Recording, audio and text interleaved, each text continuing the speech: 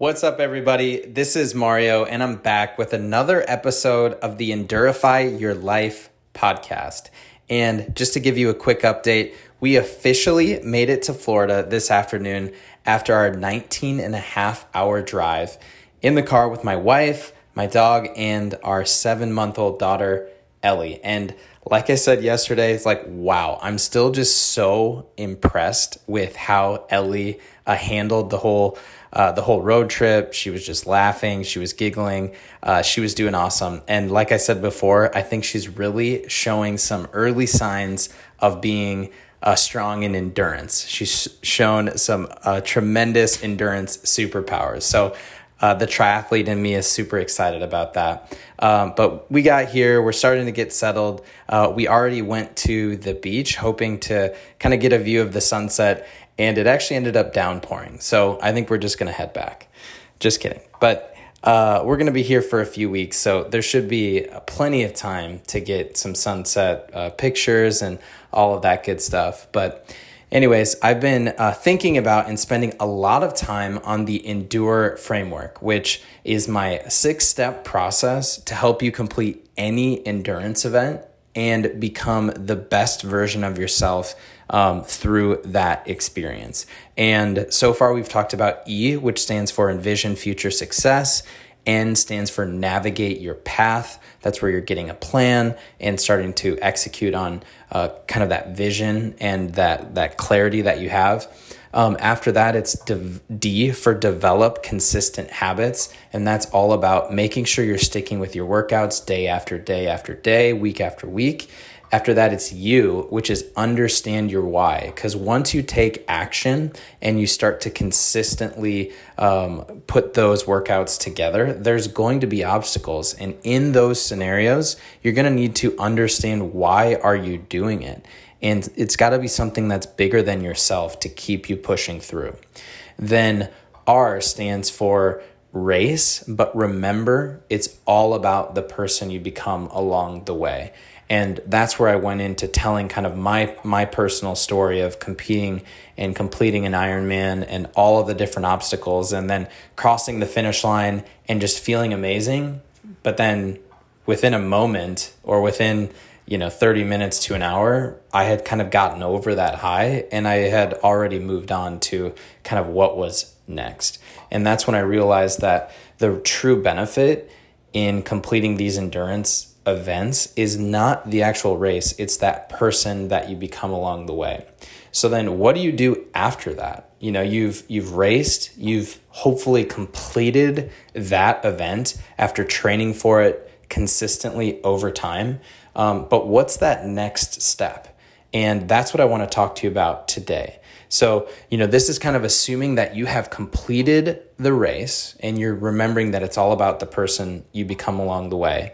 And, as I've talked about, the big result that I promised is that if you sign up and train for an endurance event that challenges you, and if you follow this process, then I can guarantee that you're going to be a different person at the end, after you've completed the race and after you've kind of gotten through that, than the person that you were before you got started or even earlier in the process. You're going to have more energy. You're going to have more confidence. And once you succeed at something that once seemed so daunting, like an endurance event, it could be a half Ironman, it could be a full Ironman, it could be a half marathon, it could be a 5K or a 10K, whatever that is for you. It's something that when you probably originally signed up for it, you maybe had a little bit of fear, a little bit of uncertainty of can I even do this? But once you succeed at something like that you were once unsure if you could do, then it makes you feel like you can take on anything in any area of your life. And that's what I call elevating every area of your life. So that's the last step in the Endure framework. The E stands for elevate every area of your life. And so to me, what is the best way to do that? The first thing is just to reflect on your journey. So once you get through the race, you kind of get settled, you get home, you relax. Maybe it's the next day, maybe it's the week after. when it's fresh in your mind, really reflect on your journey. How were you when you got started? Where are you now? Think about, what did you do well? Think about, what did you not do well? Think about, what were all of the obstacles that you had to overcome? How did you overcome them? And really start to write down as many things that come to mind as you can. What did you learn in the process? What were some of those key lessons? And then write those down. Because once you have done that, those are lessons that you have learned and you've applied in an endurance event or an endurance area, and you can apply those to every area of your life. So this is where next you're going to want to think about another area of your life. Maybe it's your personal life. Maybe it's your professional life. Maybe it's your financial situation. Maybe it's your spiritual situation. Maybe it's your mission. And think about trying to use those same lessons that you did, that you learned with the endurance experience. So for me, I think when I was training for the Ironman, I think I mentioned some of the different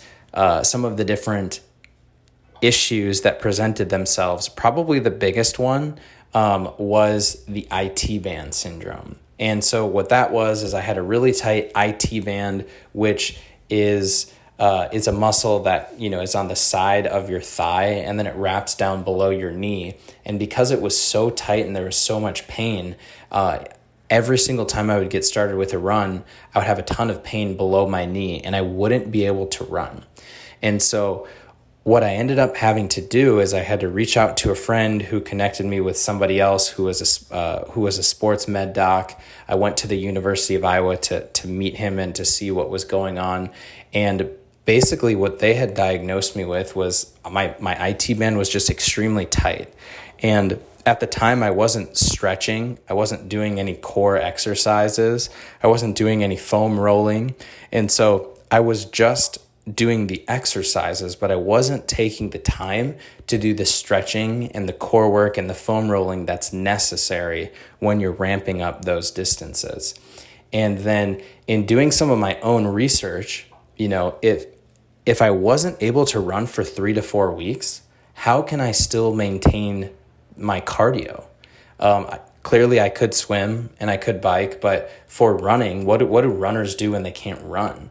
I did some research and I ended up finding aqua jogging, which may sound ridiculous, but it's actually a real thing, and runners actually incorporated it into their training. So this was something that I didn't even really know existed. But basically what you do is you can go to the pool and you clip on a flotational device and kind of a belt, and then you go in the deep end and you have this belt and it keeps you upright, and you basically just jog in the water. And it kind of simulates the running motion, and it is a good cardio workout because it simulates that running motion, but it doesn't give you the same pain that you had on your joints. So I basically went from not being able to run to then seeing a sports med doc to then doing some research to then aqua jogging. And it was a process that I ended up doing it probably 2 or 3 times a week for 3 to 4 weeks while I was not able to run. And I'm not going to lie, it was pretty tough because you're moving so slow in the water. You're in the deep end, you're pumping your arms, you're kicking your legs, and it feels like you're barely moving. And if you're doing that for 30 minutes, 45 minutes, an hour, it is like a strong lesson in patience, and it is a lesson in grit, all of those things. But basically my point was this: when I dealt with an issue, or when an issue arose in my training and in my life, all I needed to do was to research and try and find solutions. And sometimes there are solutions that you don't even know about, things that you don't even know exist yet.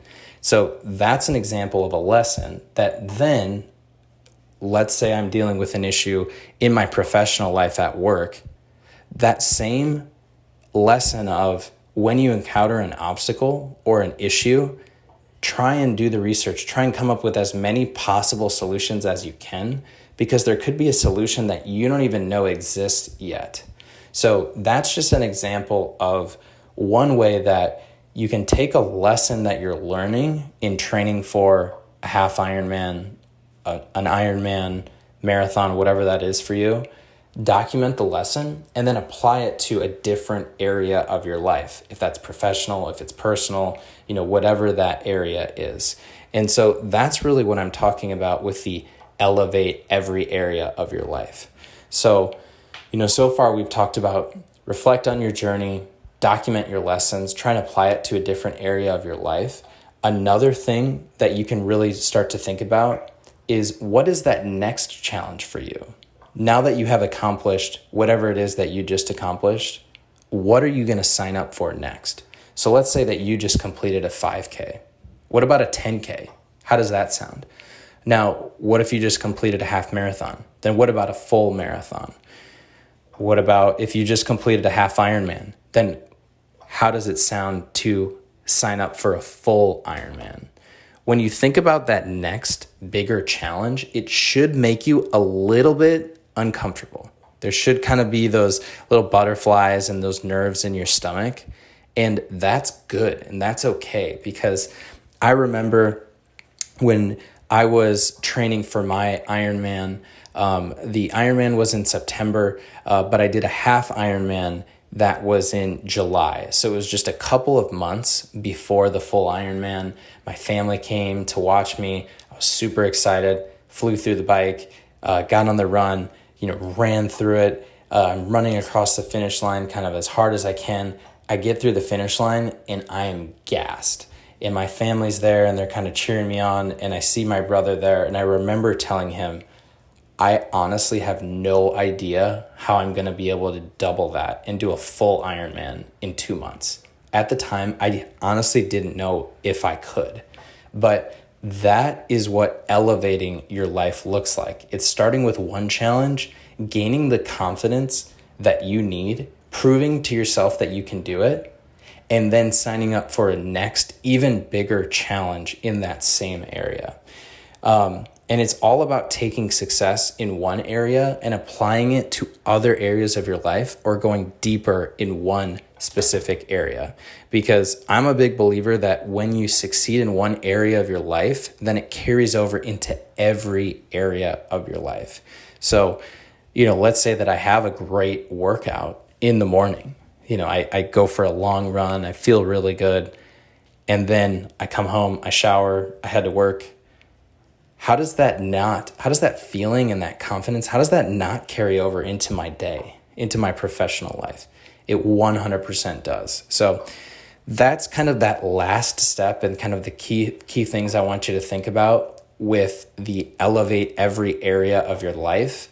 And I kind of just want to ask you, what do you think about that? What do you think about this concept of elevating every area of your life as that last step in the Endure framework?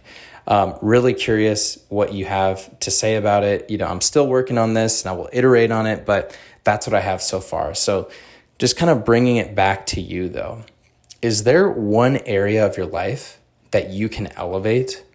If so, what is it?